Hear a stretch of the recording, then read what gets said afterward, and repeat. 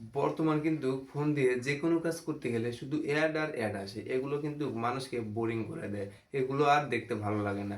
এই অ্যাডগুলো কিভাবে বন্ধ করবেন, কোথা থেকে বন্ধ করবেন, এই সম্পূর্ণ ফিচার্সটা এই ভিডিওতে দেখাবো। তো চলুন দেরি না করে মূল ভিডিওতে। হ্যালো গাইস, আপনাদেরকে নিয়ে এসলাম সরাসরি ফোনের স্ক্রিনে। আপনারা আপনাদের ফোনের সেটিংসটি ওপেন করে নেবেন। আমি আমার ফোনের সেটিংস অ্যাপসটি ওপেন করে নিলাম। ওপেন করার সাথে সাথে এরকম একটা ইন্টারফেসে আপনাদেরকে নিয়ে আসবে।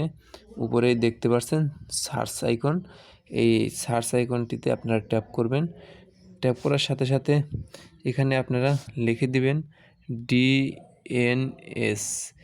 ডিএনএস লিখে নিচেই দেখতে পাচ্ছেন। তো আমি এটা সার্চ দিয়ে নিয়ে আসলাম। নিয়ে আসার সাথে সাথে এরকম একটা ইন্টারফেস আপনাদেরকে নিয়ে আসবে।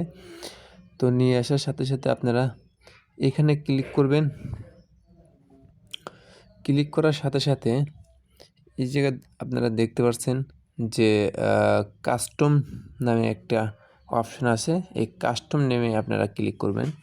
ক্লিক করার সাথে সাথে এখানে দেখতে পাচ্ছেন ইতিপূর্বে আমি এই কাজটি করে রেখেছিলাম। Private DNS provider hash name. তো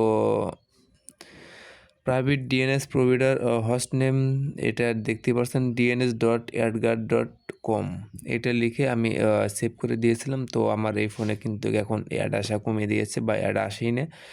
তো আপনারা চাইলে তো এই সেটিংসটি এখানে আপনারা প্রত্যেকটি লেখা কিন্তু আপনারা ছোট অক্ষরে দিয়ে নেবেন, তো বড় অক্ষরে ইউজ করা যাবে না। তো আমি যেভাবে লিখেছি এখানে দেখতে পাচ্ছেন dns.adguard.com। তো এটি লিখে আপনারা সেভে ক্লিক করে দিবেন। তো ক্লিক করার সাথে সাথে এটা সেভ হয়ে থাকবে। তো সেভ হওয়ার সাথে সাথে আপনারা তারপরে ফোন ইউজ করবেন, দেখতে পারবেন আগের মতন আপনার ফোনে কিন্তু অ্যাড শো করতেছে না।